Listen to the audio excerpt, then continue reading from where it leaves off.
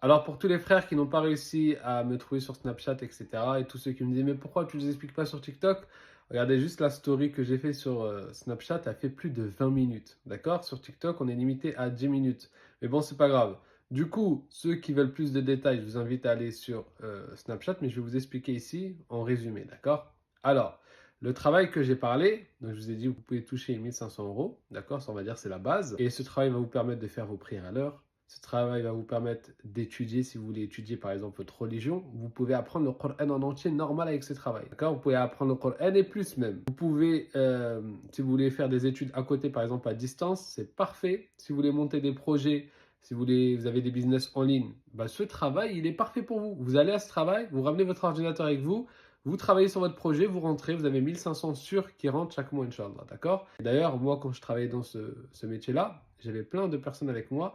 Il y avait des chefs de société qui venaient avec des voitures à plus de 40 000 euros. Le mec qui gérait une société disait non, mais moi, tu vois, l'entrepreneuriat, tu sais pas ce que tu vas toucher à la fin du mois. Mais là, en faisant ce travail, je suis sûr d'avoir 1500. Et en plus, je ne fais quoi dans ce travail si ce n'est de travailler sur ma société. Bref, vous avez compris, il y a plein de gens qui font ça. Et pourquoi j'ai dit il y a aussi 3000 euros? Parce que si vous êtes déterminé, vous êtes jeune et voilà, vous n'avez pas de famille, etc., bah, vous pouvez enchaîner plus, mais dans tous les cas, ce travail, c'est pas quelque chose de physique. Vous n'allez pas aller sur les chantiers et tout. Ce travail, comment ça s'appelle? Ça s'appelle SIAP.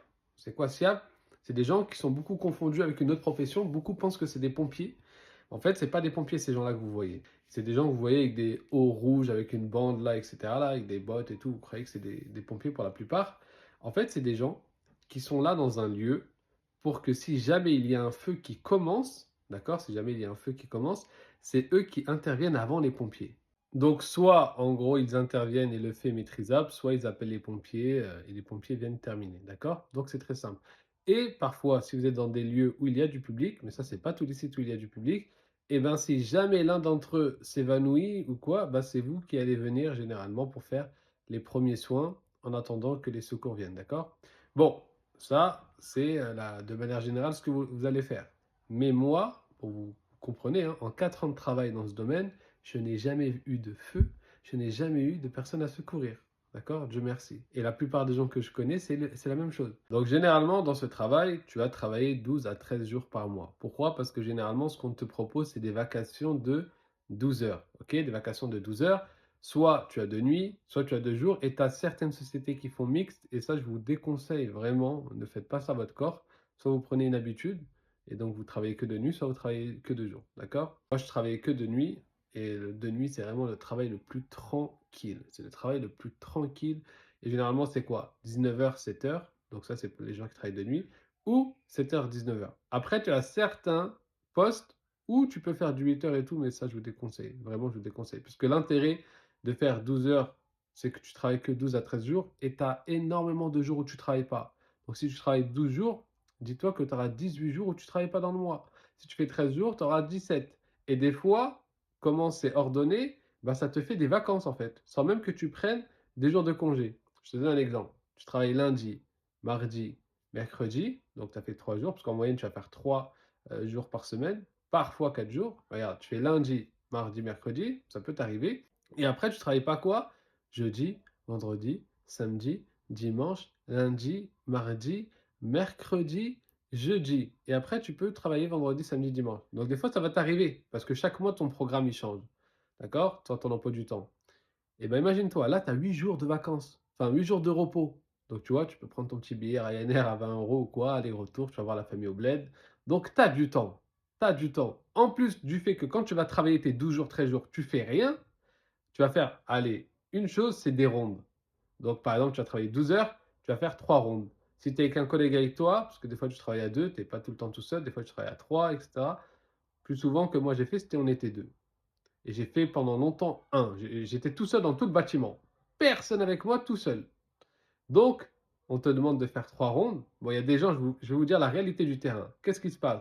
Il y a des gens, quand ils travaillent la nuit, ils sont deux, ils se regardent, ils se disent la vérité. Allez, va faire tes 6 heures. C'est-à-dire quoi, va faire tes 6 heures? C'est-à-dire qu'ils vont aller dormir. De toute façon, je ne vous dis pas d'aller dormir, les frères. Vous êtes là, vous travaillez. Moi, je vous dis étudiez, apprenez, etc. Mais la réalité du terrain, c'est ne sois pas choqué si tu vas travailler et tu vois que ton collègue commence à sortir son lit gonflable. Parce que ça se passe véritablement. Bon, bref. Donc, vous allez travailler généralement par 2 au minimum. Moi, j'étais tout seul, mais c'est pas tout le temps que tu trouves. Enfin, c'est vrai que j'ai fait 2 emplois où j'étais tout seul en tant que SIAP. Donc si, ça arrive souvent. Mais voilà. Donc qu'est-ce que vous allez faire? Vous allez arriver, vous allez avoir 3-4 rondes à faire. Donc les rondes, c'est rapide, hein. Les gens, ils sont là, ils sont au téléphone, ils font la ronde. Tu vois, si tu veux écouter ton petit dars, si tu veux écouter un truc, tu marches vite fait, tu sais, tu rentres. Ça va te prendre quoi dans ta nuit? Ça va te prendre maximum en tout 1 heure. Tu vois, allez, on est gentil, 2 heures. Admettons, tu es dans un site qui est un peu grand. Sur tes 12 heures, ça t'a pris 2 heures. Tu rentres, tu es au bureau. Les gens, ils font quoi? Ils ramènent leur ordinateur. Il y en a, ils jouent toute la nuit. Il y en a, ils jouent toute la nuit. Il y en a, je vous ai dit, ils dorment. Il y en a beaucoup qui dorment d'ailleurs. Troisième, il y a des gens, ils étudient. Voilà, ils sont déter. Il y en a, ils font des études en distance ou ils font des études avec un emploi du temps à s'aménager. Parce qu'il y en a, il y a des sociétés, ils sont gentils. Ils arrivent à te mettre, par exemple, le vendredi soir, samedi, dimanche, etc. Bon, ils te mettent tes heures, entre guillemets, tes jours, si tu es à l'université, tes jours de travail, ils vont être calqués à peu près à ton emploi du temps. Mais ça, c'est pas tout le monde qui fait ça. D'accord? Il y en a plein, ils n'acceptent pas le fait que tu fasses des études à côté. Par contre, si tu es en distanciel dans tes études, personne ne va rien te dire. Et bien sûr, en fait, dans ce travail-là, les frères, faut savoir choisir ses sites. Parce qu'il y a des gens, peut-être, ils vont écouter la vidéo, ils vont dire, ah bah ouais, bah moi je suis pas tombé sur ce genre de site. Bah parce que tu as peut-être saisi la première occasion qu'on t'a donnée. Il y a plein de gens, ils ont peur de ne pas trouver de travail, donc dès qu'ils ont une opportunité, ils acceptent la première venue. Non, il faut savoir une chose, la plupart d'entre vous qui allez m'écouter là, vous êtes nés en France, d'accord? Dans ce domaine-là, dans la sécurité incendie, c'est très simple, il y a 2 catégories. Il y a beaucoup de Kabyles et il y a beaucoup d'Africains de l'Afrique subsaharienne. Donc, et c'est beaucoup des gens étrangers. Beaucoup des gens étrangers. Bon, maintenant ils ont mis une loi. Tous les gens qui viennent de l'étranger, qui sont étudiants, etc., il faut qu'ils soient sur le sol depuis au moins 5 ans, mais avant, non. Donc, dites-vous une chose. La plupart des employeurs, ils reçoivent des CV de personnes qui viennent de l'étranger. Vous, vous êtes de France. Ils vont vous mettre en priorité, les frères. Donc moi, à chaque fois que j'avais cherché dans ce domaine, la semaine même où je cherchais, je recevais plusieurs emplois. D'accord? Donc, ce n'est pas le premier qu'on vous propose. Et d'ailleurs, quand vous allez aller à votre entretien, généralement, ils ont plusieurs sites. Ce n'est pas qu'un site. D'accord? Donc, demandez, etc. Renseignez-vous. Allez, on va vous donner à peu près le site. Allez voir les agents qui sont là-bas. Demandez-leur comment ça se passe, etc. Et voilà. Et faites votre choix en fonction. Moi, je vous conseille de faire 2 nuits. Si vous, votre objectif, c'est pouvoir faire Qiyam al-Layl, c'est pouvoir faire vos salats, vous pouvez faire apprendre, etc., être tranquille dans votre religion, faites 2 nuits, les frères. Moi, je vous conseille 2 nuits, c'est le top. Parce que même si vous êtes sur un site où dans la journée, il y a un peu de personnes, il y a un peu de public, la nuit, il n'y a personne sur la majorité des sites qui ont du public même en journée. D'accord? À part les hôpitaux, tout ça, où il y a H24 des gens, mais la plupart des sites, il n'y a pas. Maintenant, comment faire ce métier-là? Alors, vous allez devoir faire 2 formations principales, d'accord? Vous allez devoir faire le CQP-APS, donc ça, c'est le diplôme qui, de base, tous les agents de sécurité font, même ceux qui ne font pas de l'incendie. Nous, ce qui nous intéresse, c'est l'incendie, d'accord? Mais voilà, vous allez faire CQP-APS. Pourquoi vous en avez besoin? Parce que c'est cette formation qui va vous donner la carte pro. Donc, comment vous allez faire cette formation-là? Vous allez vous rendre tout simplement dans un centre de formation qui le fait. Alors, eux, ils vont vous faire une demande avant au CNAPS. En gros, ils vont voir est-ce que vous avez l'autorisation de pouvoir faire ce métier. Pourquoi? Parce que si vous avez fait des gros délits, mais vraiment des gros délits, vous ne pouvez pas faire ça. C'est normal, vous êtes là pour assurer la sécurité des civils. Donc, on ne va pas mettre des gens qui font des gros délits dans ce genre de métier-là.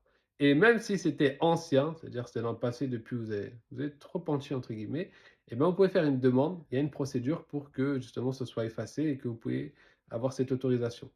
Donc, une fois que vous avez l'autorisation, voilà, tant que vous savez parler français, ça suffit. Il y a plein de gens qui viennent de l'étranger, ils ont du mal un peu avec le français, mais ils arrivent à passer quand même. Donc, vous, c'est impossible que vous ratez cette condition-là. On est d'accord.